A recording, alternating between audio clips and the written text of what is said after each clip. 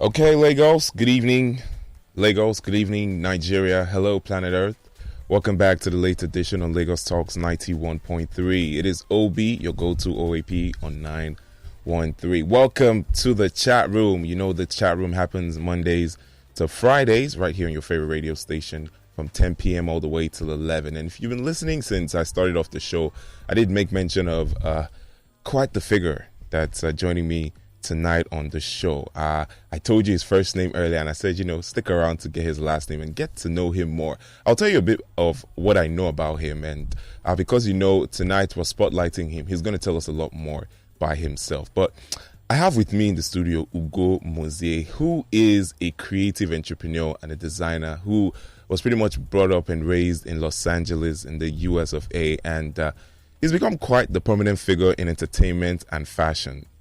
So he has an impressive client list that includes Stevie Wonder, Maluma, Diddy, Beyonce. See, the list goes on and on. I can't literally, if I keep going, man. But he has this wonderful influence that has reached the highest level of the industry, and he has also collaborated with renowned brands like Vivienne Westwood, Versace, Balmain, just pretty much just showcasing his versatility and talent. So, but also, you must know that he is pretty much committed to sustainability and social responsibility through his NGO WANA, which is We Are New Africa. Join me in welcoming to the show, Ugo. Good evening, Ugo. How's it going? Man, Obi, what an intro. What an intro. I'm like, how do I even go from there? Thank you so much, man. It's a pleasure to be here. Yeah, it's really good to have you in the studio tonight, really. So, welcome. There's one question I actually want to ask. Your name is Ugo, but Igbo, so there's different ways Ugo is. Is it Ugo Chuku, Ugonna? Is it Nwaju Ugo or something? What's the food? I get asked that a lot, and okay. It's funny because it's actually just Ugo. Oh, wow. But that's the name on the birth certificate, or my parents named me. However, one of my grandmothers calls me Ugo Chuku. Oh, wow, that's nice. So it must have came from there, and they just cut it short. But it's just Ugo. It's Ugo Mozie. Yeah. But if I can resonate with any of the longer forms, I think Ugo Chuku is probably the closest. Okay, yeah, that's nice actually. Yeah, it's a really nice name. To be fair. But yes, welcome.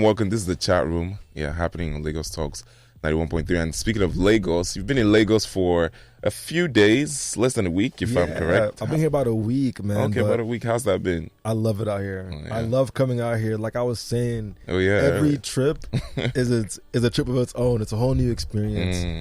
It's such a fast developing city that every time I come here, there's a new club, a new lounge, a new restaurant, a new dance, new slang. Oh man! And I think that's my favorite part about coming here is it kind of keeps you on your toes. Oh, nice. So since you've come this time, what's that one thing that I'd say so far the highlight of your being around so far? Something that blew your mind. maybe not too much, because I don't know, with the experience you have, there's probably not a lot that will blow your mind. But then it's Lagos, the element of surprise is always there. But what's that something that this particular visit has been really interesting for you? So this particular visit was for the purpose of launching my brand 1116 in Lagos. Okay. We're having our soft launch tomorrow. So we've been spending the past couple of months, but like the past week especially has been crunch time. Yeah. So we've been just running around from our atelier to the studio to the bronze makers to the wood crafters. Like we're trying to really create an amazing experience. So I must say, just the whole trip itself has been a highlight. But the highlight, by the grace of God, will be tomorrow, right? At the event. Yeah. I believe so actually, because it does promise to be quite the experience. You'll be there, right? Yeah, I certainly will be there, bro. Okay. We'll be there. I guarantee you that. But yeah, we'll get into 1116 later on. But I want us to talk about you. Let's get to know you. Let's go back in time. So yes, we know you were born in Nigeria, but you moved to Los Angeles when you were about 3. I just want to know how that was like for you. Growing up starting off, earlier in Nigeria and then moving to the US. How was that like for you? First of all, I want to know, like, how many siblings do you have? Do you have any siblings? So I have 3 siblings. Okay. It's 4 of us total. I'm the oldest of 4. Oh, okay. Diopra. Opara, that's me. Okay. So I was born in Enugu, but I'm from Anambra. Okay. Which once used to be the same place, but yeah, I was born in Enugu, and we moved to LA when I was about 4. Oh, 4. Okay. Yeah. Okay. And the most interesting part about the move was, like, my parents they're very liberal and modern, but they're also very, very traditional at the same time. So I learned Igbo before anything. Yo, that's my first language. Nice. Like, I can still speak it.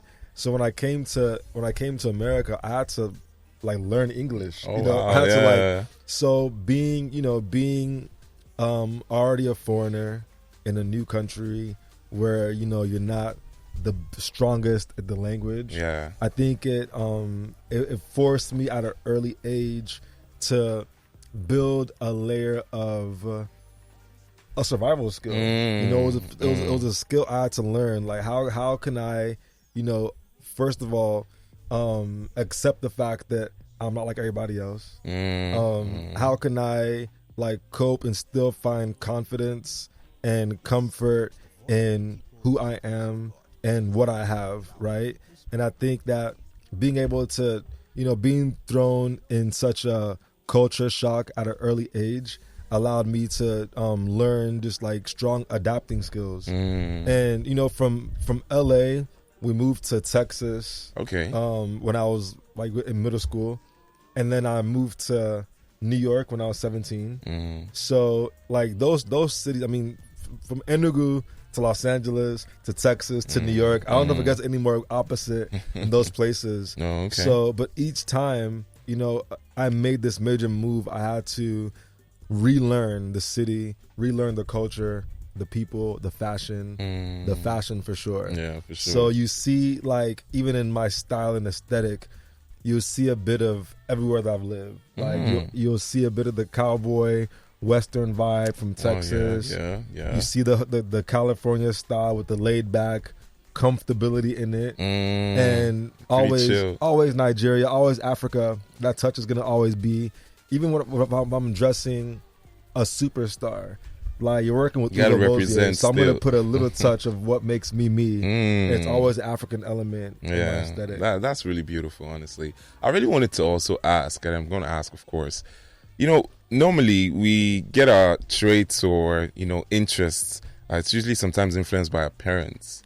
Your creative side, who would you attribute it to? Your mom, your dad, or both of your parents? What was that like? Your influence and your interest in fashion. How was that like in your childhood? Just tell us really. Okay, so I must say that my parents, they both are like a melting pot of what makes me me. Like, I've picked from different things. Like, my mom she's very spiritual, she's very open-minded, and she's the kind of person that believes anything is possible, right? So she never stopped me from pursuing. I mean, like, when I was 12, I was like, Mom, I want to be an actor. So, all right, then find acting school then. I found acting school, and she put me in it and paid for it and, like, just supported it. Mom, I want to be a model. So, okay, like, do it. She, I hear a lot of African and just, like, children of colored backgrounds, like, talk about their parents and the pressure to have to follow a certain kind of career, be a doctor, or engineer. Yeah, and it's like it's one of the most common conversations, but I've always never been able to relate to that because I can't even recall one time in my life my mom was like, "Why don't you try and be a?" Like, she never even suggested. I think it was because since I was a kid, I've always had such a strong idea on what I wanted to do, and I wasn't afraid to go for it. So my mom was the one who allowed me to do things, and my dad was the creative one. So he was an amazing sketcher. He was an artist, really. And I know if he didn't go into business, he'd probably end up being, like, like an artist. So yeah, so I'm a melting pot of both. It makes all right. That's really good actually. That's really nice.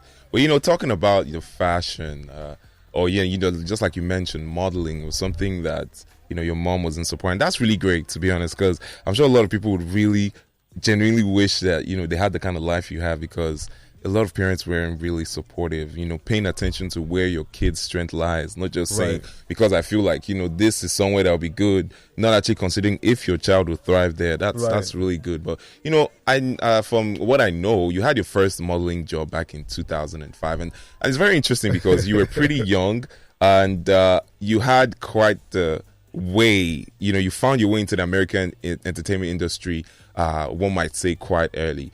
But I'm sure you maybe have said this story a couple of times, but how did you meet Jay-Z? Because, Jay-Z was, from what I know, he was the one who pretty much helped you get that job.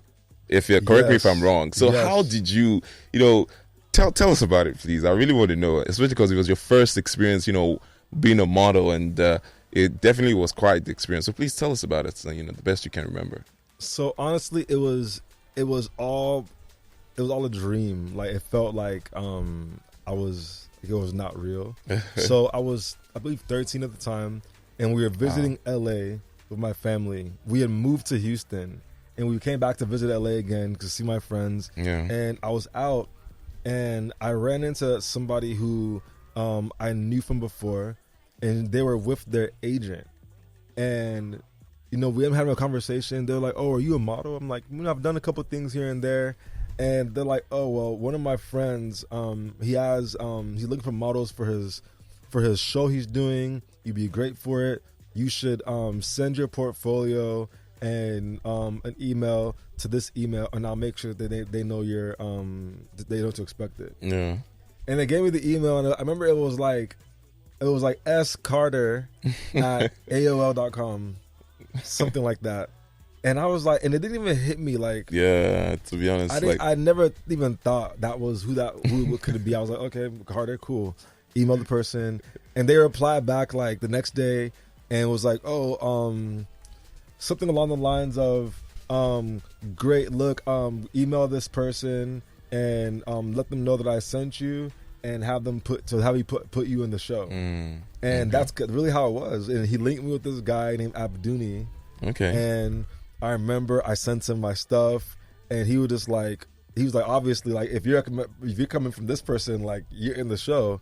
So I went to New York at 14, took some of my friends with me. Wow. Went there for the first time, and we did. It was actually like a hip hop fashion show. It was a collaborative show with like Sean John, Rockaware,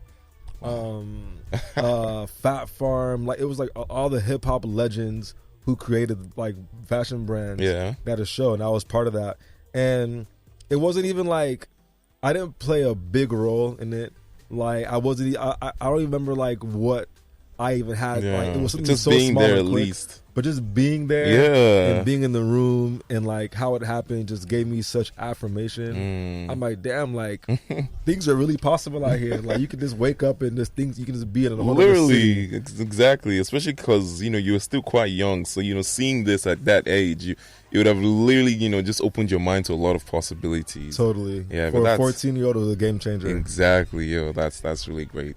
But yes, you're listening to Lagos Talks. This is the chat room, and I'm here with a creative entrepreneur and fashion designer, the Ugo Mozie. See, yo. Yeah, that's right. I don't know this man personally, but one thing I can say about this man is that he has always been a go-getter, especially because you heard since 13, 14, his mind was open. So imagine what he's been doing. And at the age of 18, he debuted his first fashion line, Aston Mozie, which was with a friend, Queen Aston.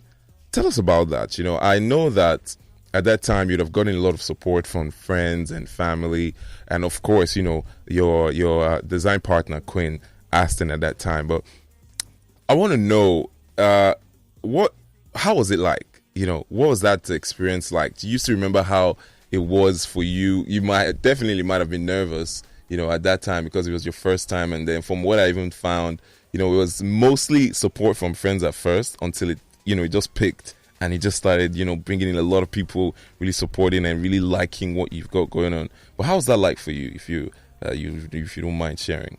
Yes. So starting my first official brand, Aston Mozie, I must say it wasn't as nerve-wracking and intense as it is to start this line I'm starting right now. I feel like at 17, at that age, like being by yourself or in a new city with all this freedom, I had so much energy. Like I had less to lose. No one knew me anyway. So I just wanted to just get myself out there.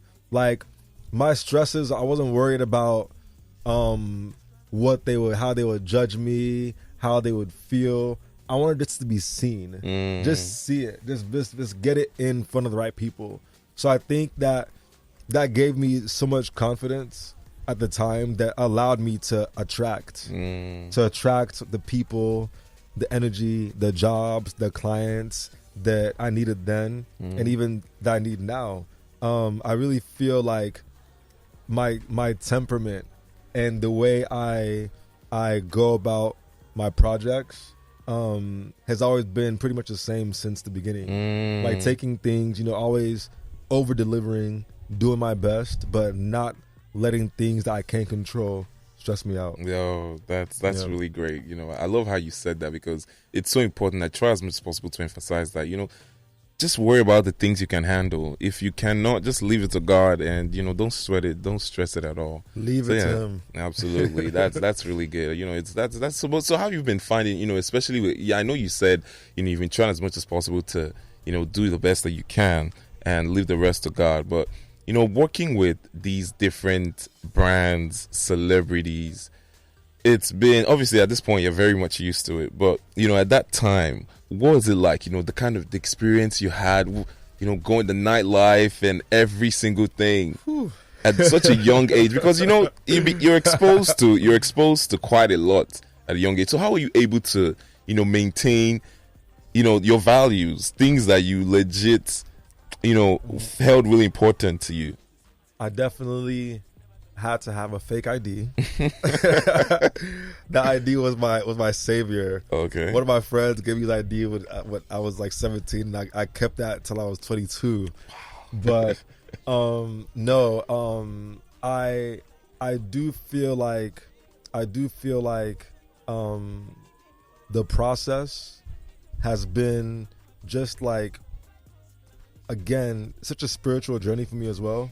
Like when I first moved to New York, I had no clue that I would end up becoming what I became. I remember even just like my first internship with my friend Jason Rember. He was a stylist. Okay, that was my first time even knowing what the career of being a stylist was. I'm like, oh, I needed the money. And then after working with him, I realized, oh, there's something here. Like I actually feel like I have a passion here. And I think the idea is just really not doubting my passion and not doubting my intuition to try something new and go for it. Like even just like being in Lagos, and this is my first like real event out here. It's my first real launch out here. That's great. But and it even just the planning of it just happened so fast. I decided in December that I wanted to design this collection and launch it and put it out. And I know I met with Timmy like for the first time in February, and even in February it was still like an idea. Like, I might do an event in May. And March I'm like, all right, let's do it. But it's like, again, just being able to just say go for it, and not letting the risks like stop you, give you the fear to even start. I think that's really what's always been like my fuel. Yeah, okay, that's great. Actually, to be honest, it's so important, because a lot of people struggle with that first move of taking that first step. A lot of great ideas unfortunately even go to graves, because some people are just so scared, the doubts, the fear, like, what if I don't make it? What if I don't actually succeed with this? But what is so important is that, life is full of risks and obstacles. You have to experience these things. You just have to go out there. If you fail, you pick yourself back up and, just keep it pushing. It will definitely pick up, along the line. There's no story of success without speed bumps. True, actually. At all. It doesn't exist. Yeah, so. It doesn't exist. Yeah, I agree with you on that, to be honest. But yeah, let's also now take a look at your non-profit organization, WANA. I want you to tell us about it. I'm sure it's had quite the number of achievements. I've seen a lot of things that's done on social media, in different parts of Africa, and that's really wonderful. But is there any particular milestone that, whenever you think about WANA, it just is the first that comes to your mind, like, wow, really did this? Well, one particular milestone that's happened in the most recent was our collaboration with ESPN and Beyond Sports. Wow. We collaborated with ESPN to build some sports facilities, like football fields, basketball courts, different parks in slums and in cities around Lagos, like Makoko, that don't even have parks for kids to play with. We used to go out and give food and give clothes, and we still have our drives every holiday. But right now we're really focusing on the educational aspect. Okay. We're creating a fashion school along with our textile company, UMIN. Okay. So we're creating a fashion school. We can educate and teach just the youth and anyone how to create their own fashion brand, whether it's accessories or clothing. But it's a skill that I think it's not developed enough out here. And one, I feel like I have the passion and the knowledge, the history to apply and educate them. So that's what we're really proud of, being able to create more education. That's really great, honestly, to be honest, because there are a lot of people who don't understand these, well, basically because of the lack of the avenues to explore these different things that you and a lot of great people are really bringing to Nigeria. It's really good. And stuff like educating, because I, for one, I have a sister, my younger sister, actually. She's a fashion designer, so she was gassed when I told her that you were coming on the show tonight. She's definitely, I believe she's listening right now.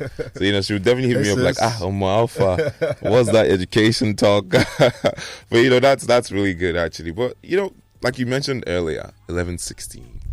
But before we get into 1116, there's a question I was going to ask you. You mentioned, the parks and different things that you're putting in Lagos. That's really great. But I also want to know, well, definitely, you look fit, so you probably play some sports. You probably played a couple of sports growing up. What was your favorite sport, or what is your current favorite sport? And do you still play? Do you play often? So, growing up, I played basketball and football. Nice. But I was the best at track. I ran track all through high school. Wow. And I was gonna run in college, but I ended up going a different route. But on a day-to-day, I like to definitely keep my mind, body, and soul balanced. I think maintaining a fit lifestyle is very important, especially with my travel schedule.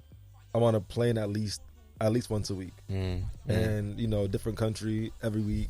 So being able to work out and just incorporating a lot of stretching and yoga, that's how you add years to your life. I look at older people now, and I see that being healthy at that age is a choice you had to make it when you were younger. Exactly. Yes, truly. That's an early choice. It's a lifestyle choice you have to have made decades ago. So I'm just inspired by the Lenny Kravitzes of the world. Yeah, exactly. That's really great, to be honest. And I keep emphasizing this, and I'm sure some people who are listening are taking notes. And I really hope that some of those strong-haired people that still will say, no, I will not go to the gym, it's a lot, I will not stretch or whatever. You just understand that, it would increase your lifespan, It's just guaranteed. It's the best thing, honestly. Just living healthy, eating healthy as well. So, but that's really great. But yes, now let's go back to 1116. That pretty much the most anticipated thing. A lot of people in Lagos are really talking about it. I'm sure a lot of people are going to be there tomorrow, 11/16, that you are pretty much a new brand, fashion brand that you're launching with Ifeanyi Wunye. Yes, like earlier mentioned, I know it promises to be like, an experience of groundbreaking designs and quite the experience. But I want you to tell us more about it. Correct me if I'm wrong. I believe at this point, you're not as nervous as you probably would be if you just started, especially although you're still thinking, is everything in check? Is normal? But what is going through your mind right now about your event tomorrow? What is going through my mind right now? Honestly, it's so much. It's everything. We just heard that the list is the capacity. We're over full. People are texting me to forget to get on the list. Timmy's cursing me out. No, but I'm just excited, to be honest. I'm just really excited to share the story that we've been writing for years. Like my cousin Ifeanyi Wunye and we started UMIN about 10 years ago. Oh, nice. And that's our factory. We produce and manufacture clothing for ourselves and for different brands and people. We've done collaborations with like movies like Coming to America, Disney, Nike, different companies have collaborated with us. And last year, I just going to different African states, Nigerian states like Ondo, and Ogun. I ran into some weavers that were weaving different fabrics from like cottons to ashokes, and I just fell in love with the art of it. They had these machines, these wooden machines that they've been using for like thousands of years, and they create this like beautiful, amazing quality fabric. And right away I was like, yo, like people have no clue this exists. Like, I mean, they know it exists here. It's a thing here, but like outside of the world, this fabric can really like change the game. It's sustainable. It's eco-friendly. It's locally made. It's made by these passionate artists. I felt right away like I wanted to highlight and bring more love and more light to what they do. I was like, yo, like I want to keep this art alive, keep this moving, keep this going. So in December, I designed a capsule collection using all the weaving and fabric we designed, and that's when it hit me. I was like, yo, like this is bigger than a clothing line. Like it's bigger than fashion. We're going to revolutionize the textile industry out here. Like we're going to position African-made textile, African-made clothing amongst the most luxurious in the world. Like with my clients and my work, from the Met Galas to the Oscars and the Grammys, like I decide what's gonna be hot. I decide what artists are gonna wear and make cool. And I'm like, it's time. It's time for these artists to start representing our pieces. Absolutely. Like using my voice and my influence to shine light on our own culture and make it relatable.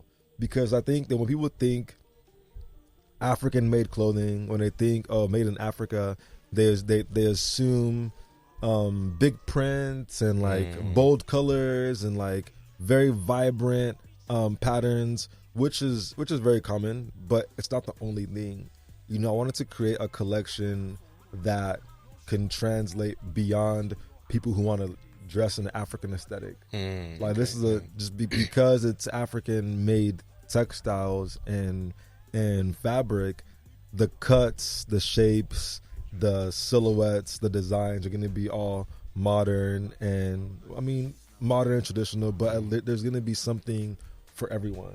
And that's the idea, is like I want to have a brand that can sit amongst the shelves next to all the other high fashion brands, and a 60-year-old man from Russia can pick it up and be like, yo, this is dope, and wear it. So that's the mission. The mission is really to educate the world on the diversity of African fashion. That's just wonderful, man. That's really good. I'm sure a lot of people really appreciate what you're doing, because one thing that I've come to realize in Nigeria, there are people, funny enough, someone like that stepped into the studio earlier on, that just feel like there are people that don't wear clothes that you consider foreign, they mostly want to wear like, our traditional attire because they feel as though the way our culture is, if we're not careful and, intentional about it, in a couple of years, maybe we won't really get to be able to tell our children about some, or maybe we would be able to, but with pictures and everything. But people hear about that. You have quite that influence every time. No matter whoever it is that you're styling, you always are intentional about having that Nigerian touch, so that they understand that this is Ugo Mozie. There's something that he's coming from Nigeria, so you're gonna have to feel that. But yeah, so that's really wonderful. But for those listening, yes, you can join the conversation. If you want to perhaps ask Ugo any questions that you have for him, feel free to sending messages to our WhatsApp. Our WhatsApp number is 0809 234 5913. You can also call that number. It's a regular call line. Another one you can call to join the conversation is 0809 191 3913. Okay? And landlines are also available, 0201 515 0913 and 0201 515 1913. Okay? All right. So, obviously, I got to ask you, I know that there's a lot of planning going into 11/16, and that's pretty much where your mind is at right now. But someone like you, it's obvious that there's still a lot more that this year that you have to offer us this year. Is there something that something else that you're planning that's coming in the nearest future? There's always something up the sleeve, isn't there? Yeah. Something I'm excited for in the near future is definitely I'm working on, again, I guess that storytelling is really the basis of all of this. I'm working on my feature film, my debut feature film. Oh wow! So I've been in development for like the past 5 years on this project, and this is the year we finally go into development, into production. So I'm excited about that. I'm excited about being able to bring African stories to Hollywood and to tell a different perspective of what an African person growing up in Africa is. As a kid, I've always had to battle this idea of like proving myself, of like having to explain myself. Like, Nigeria is not this, Nigeria is not that, Africa is not this. So I figured like the way I can really end this conversation once and for all, at least from my perspective, is to show it. Like to create a Hollywood film with like incredible actors on both sides that can really tell like the story in the way I see it. Yeah, that's really great. I just love how you're intentional about rewriting or being clear about the narratives about Africa. Pretty much everything that you're doing. That's really great. But for people that are listening, especially people who have interest of going to the world of fashion, what advice would you give someone, especially someone who's even just starting? Maybe you can advise someone who's just starting, someone who's been at it for quite some time, and maybe there's something that you discovered at some point and you're just like, this hack. The world should know about this hack. Okay. So first, for people that are fashion, interested in getting into fashion, just starting out, I would say the best advice is to assist and work alongside people that are doing it already. Like, for me, when I first started, the most education I got was from my work as an intern and as an assistant.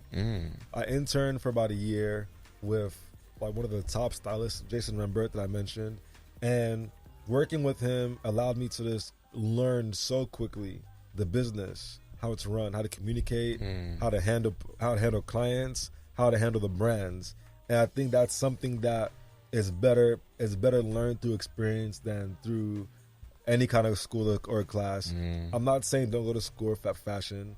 I'm just saying I didn't go to school for fashion. Yeah, you went to I went to the school of hard knocks, the school of life, which is again like learning right from the source. So that's the best and fastest way to, one, learn, and also build your clientele, build your network. Because when you're working with another designer or a stylist, you get a chance to learn their network too. Learn what their sources are, how they're making things, how they're creating, what their process is. And it's not about copying completely, but you can learn from that. And I think that's the best advice I can give to people who are just starting or looking to start. Okay. For those that are already got some skin in the game, they've been in it for a while, that are looking to grow their career or go to the next level, I would say to really dig deep within yourself, to understand what you have to offer aesthetically, creatively, artistically, that your peers aren't. Like, what sets you apart from the next person? Like, every day, especially with social media now, there's a new artist being popped up every second. Like, Gen Z is not playing with y'all's jobs. So, like, again, it's important to understand yourself and understand, like, what is it that, like, makes me different. Again, like, when I'm in my space, I know that in my, as far as my peers, when it comes to culture, when it comes to Africa, when it comes to that continent, like, no one's touching me. Like, nobody is. You're clear. Like, no one's touching me. And because I was able to define that from the start. I remember being 18 years old, working with my friend Chalia, who actually is in Abuja now. She moved back to Nigeria, but at the time she was styling in New York. I was working with her, and she was styling Khalees, the pop star. And I remember we put Khalees in this designer, Jewel by Lisa, who's also a Nigerian designer. And at the time, this was like 12 years ago. At the time, we weren't like, oh, we need to put Nigerian designers on. It wasn't even about that. We genuinely felt like this was the best look for her. Like, this was the best vibe. Like, no designer wasn't making anything more cooler for the stage than this. But, like, that's always been, again, like the flow, the intention's always been, like, unapologetically African. Like, it's always been like, you want the best of what Africa has to offer. Yeah. Like, even when I started working with Wiz and David and Tiwa, it's like it just added to the conversation and the narrative that, okay, you want to get the best African aesthetic, like, creative, artistic. You go to Ugo and he'll deliver it. So again, you have to understand, like, what is it that you have? Like, what is it that you're good at? What is it that you are an expert at that you can own in on and make that your push? Very important, actually. That pretty much just makes a lot of sense, honestly. Just really, there's a lot that it takes, really, just having to understand that, you basically also have to stand out, do what you can, think properly so that you stand out, especially understanding that the market, there's quite a lot of people doing what you're doing. So you just have to stand out. It's non-negotiable, really. So that's nice. But yes, we have a few minutes left. So you can still join the conversation. But by the way, if you're listening and you want to see Ugo, well, I'm live on Instagram, so you can go check me out. We'll be doing it, yes. And if you have questions you want to ask, feel free to join the conversation. 0809 234 5913. Okay, all right. Other numbers you can call 0201 515 0913. Okay. All right, there's a message here on our live, actually. It's from Zubi. He says to tell you that the dress you made for the legend Diana Ross is amazing. All he's done and he's doing for Naomi Campbell is phenomenal. That's really great. Yeah. Thank you, Zubi. Yeah. I appreciate it. That was actually my last project, was designing the 80th birthday dress for Diana Ross. And I must say that was definitely a highlight in my career. Just someone like Diana, who's in everyone's mood board. Like, I don't think I've ever seen a mood board with her not in the mood board. So to be able to be trusted to create something for her, I thought was such an honor that I'll cherish forever. Yeah, that's really great. There's another comment here. This one's from Lola. They said, just to tell you that you're a legend. That's really great. Thank you know, you. Nice. Shout out everyone that's tuned in. But yeah, we have to wrap things up. But thank you so very much. Okay, yeah, it's just people, appreciating you for what you do on our Instagram Live. Thank you for the love, y'all. I feel it and I appreciate it so much. Okay, let's take one phone call before we wrap things up. Hello, Lagos Talks. Good evening. Good evening, Obi. Yes, good evening. Welcome. What is your name? Where are you calling us from? Daniel from Obi. Hey, Daniel. Longest of the longest time. What's up, Daniel? Yeah, I'm fine. Good evening. I'm fine, man. Welcome. Let's hear you, Daniel. I Welcome. just wanted to say I'm enjoying the show, so nothing more to say. And greetings to your guest. Yeah, okay. That's really great, actually. It's good to have you call in. Thank you so much. Appreciate you. All right. So thank you to everyone that's tuned in, everyone that's, sending comments, everyone that's called. We really do appreciate you. Any last words you have for people? Well, yeah, for tonight anyway. There's definitely people who probably want to see what Ugo Mozie is really about, his fashion sense. Where can people connect with you? Where can people see your work? Share your social media details. So, you guys can find my work on social media for sure. That's Ugo Mozie. But in Nigeria, I'm going to be carrying the collection at the store Alara in VI. So that's going to be our first stock, our first store. I want to start at home. Nice. So stay tuned on my Instagram. I'll let y'all know as soon as it drops, but it should be around May. Around May, you can find some pieces of Alara. Okay, that's great. 16. That's great, actually. I definitely will. That kind of thing, I certainly will repost it. So, you can also keep tabs with it on my socials anyway. But yes, it's Ugo Mozie pretty much everywhere, right? Yes. Yeah, it's pretty much across everywhere. the board. Yeah, one word, Ugo Mozie. All right, thank you so much, Ugo. It really was a pleasure having you on the show. Obi was a pleasure, my guy. Nice one, man. Thanks so a lot, much. Bro. Appreciate you for coming through. Absolutely. Yeah. So, yes, thank you everyone for tuning in. This is the late edition on Lagos Talks 91.3. I do hope you enjoy the conversation. This will be available for listen backs on our podcast streaming platforms. In case you're just tuning in and you missed the show, don't worry. You don't need to worry. There's still a way that you can catch the conversation. I see that a couple of other people still trying to join the conversation. You know what? Let's just take one more phone call. Let's do it. And see what this person has to say. Hey, I did it. I made it. You did. You're welcome. Lisa. Wait a minute. Before we go any further, please, my mom's maiden name is Mozie. Are you from Onitsha? Well, I'm from Nemo, which is Anambra, so it's not far from Onitsha. It's close enough. Okay, Nemo. Uh-huh. Oh, bros. I love it. So are we cousins? I don't know. The Mozie family is a big one. It is. No, I would not be surprised, my sister. I appreciate. Are you also in fashion too? God, man. Yeah, he's a guy actually. Yeah. Oh, my brother. Are you also in fashion too? No. I wish I was, but I know I can post my someone to post my mom's makeup, my mom's baby in fashion now. I love it. Well, please send love to my cousin, to your mom. Oh, All right. she's 79 actually. I love it. I love it. That's great. Well, thank you so much, Lisa. All the best.